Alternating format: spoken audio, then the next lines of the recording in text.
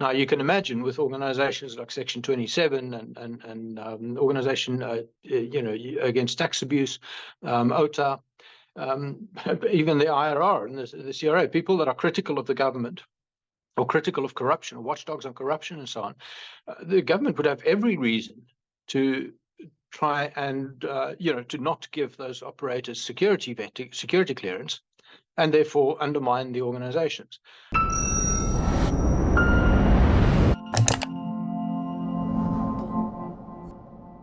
A new draft intelligence law amendment bill is currently moving through the various corridors and avenues of our government.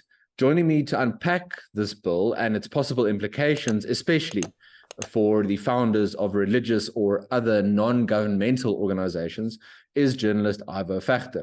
Ivo has written an article about this issue at the Daily Friend, to which I will link in the description below. Ivo, thanks very much for your time with CRA again this week. Thanks for being back on the channel. Just to unpack this draft bill a little bit, what broadly does it at least say in terms of the letter, and then we can interpret maybe the intentions or the spirit? Yeah, hi, Chris. Thanks for having me on. What struck me from this bill, and I must say I haven't gone through the entire bill in detail, but there was a particular section that really concerned me, and that is that the mandate of the security services, which are housed in the Office of the President, will now include security vetting, not only of people who perform sensitive work for the government, or people who have access to classified information, or people who have access to national key points, or key VIPs. You would expect all those people to go through security vetting, but also people who wish to establish and operate non-governmental organizations or religious institutions. Right? That also extends to private security companies. And I'm not sure that I have an opinion on whether private security companies should be vetted. There might be a good case to be made for that. But certainly a case cannot be made for vetting the operators of non-governmental organizations or religious institutions. It's a very invasive process to be vetted. They look at almost everything in your history, criminal record, educational history, employment history. They'll check out your references. They'll check out performance reviews, your personal financial information and credit reports, your medical history, drug tests, details of personal and professional relationships, including sexual relationships. And then there's, the catch-all, any other information which is relevant. So they literally can look at anything in your life and consider whether that makes you somehow a threat to national security. The usual case is they look for stuff that you could be blackmailed by a foreign agent, right? So homosexual relationships might be it, adultery might be it, financial, some dodgy stuff in your financial history, anything that could be exploited by a hostile agent to make you a threat to national security. But the thing is, these organizations have no special powers. They have no special access to the levers of national security. They don't have access to classified information. There's nothing that they could reasonably compromise other than their own organizations, perhaps, at the bidding of a supposed hostile agent. So there really is no justification for this. And there's a lot of justification for not doing it. The big problem here is that this will give the government a lot of levers of power over these people, and any organization that crosses the government in some way, could have their security clearance revoked, right, and therefore be unable to operate.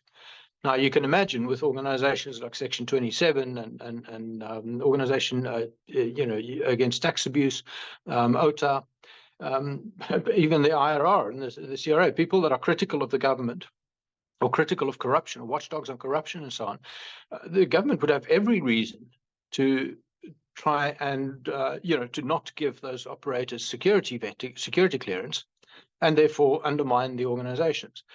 Even non-profit media organizations would be in the firing line. It's a very Orwellian thing. It's something that frankly doesn't happen in a free society. This happens in totalitarian societies.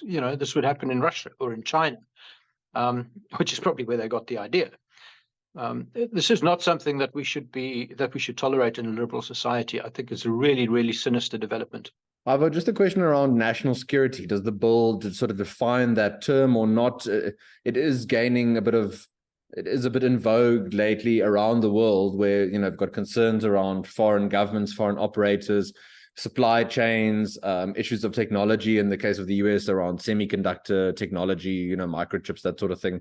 Does the bill define this idea of national security, or, as has tended to be the case with legislation in South Africa, it maybe leaves it open to the bureaucrats to decide?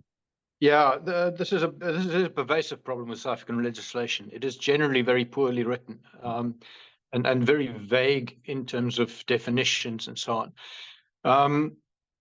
What they exclude here, there's a list of sort of things that could be considered a threat to national security. It nominally excludes what they call lawful political activity, advocacy, protest, or dissent. But it includes a number of broadly worded activities that could be used against NGOs or against religious organizations. These include damage, harm, or loss to, quote, measures that seek to advance and promote equality and equitable access to opportunities as provided for in Section 9 of the Constitution. This means that the IRR's campaign against Black economic empowerment, right, could be considered a threat to national security. Or if you make a case against draconian hate speech laws or affirmative action, these could be considered threats to national security under this clause. Other threats include undefined foreign hostile acts directed at undermining the constitutional order of the Republic. So any NGO that lobbies for changes in the Constitution could fall foul of this clause. Then there's subversion and undue influence by hostile interests on government processes, policy, and the sovereignty of the state and its organs.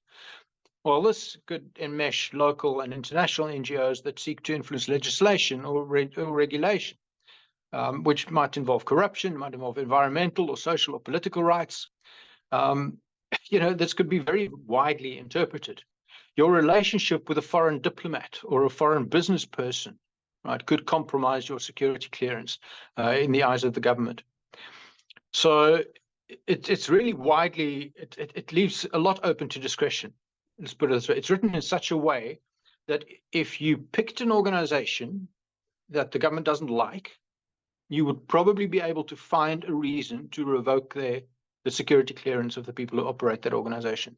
And Ivo, just a final question, maybe trying to play devil's advocate a bit, the sort of work of NGOs and trying to provide some kind of oversight within a country's geographic jurisdiction, as it were, wanting compliance with the law.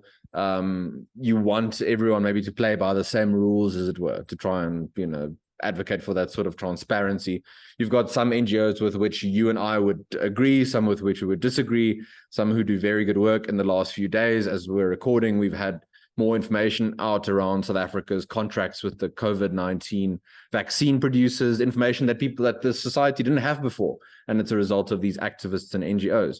So I guess, is it better to take it on a case-by-case basis, the work of NGOs, and the sort of bill just across the board makes it incredibly difficult for any good work to be done by NGOs and religious organizations?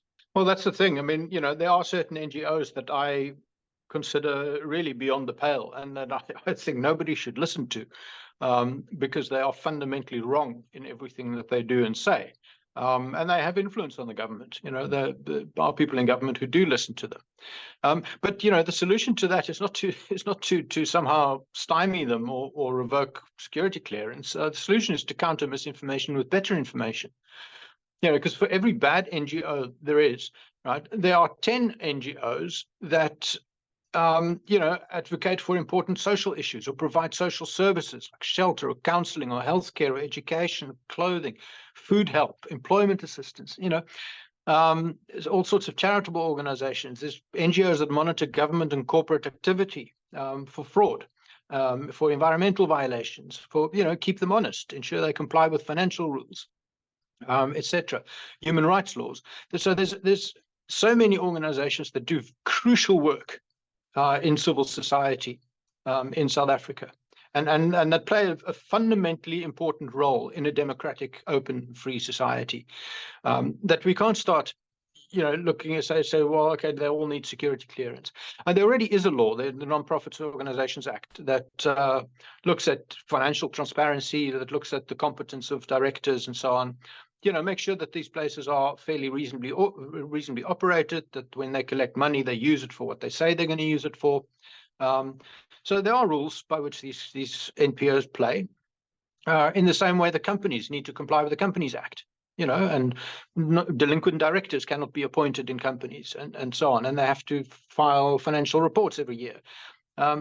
So they are already controlled or registered or regulated in a pretty decent manner.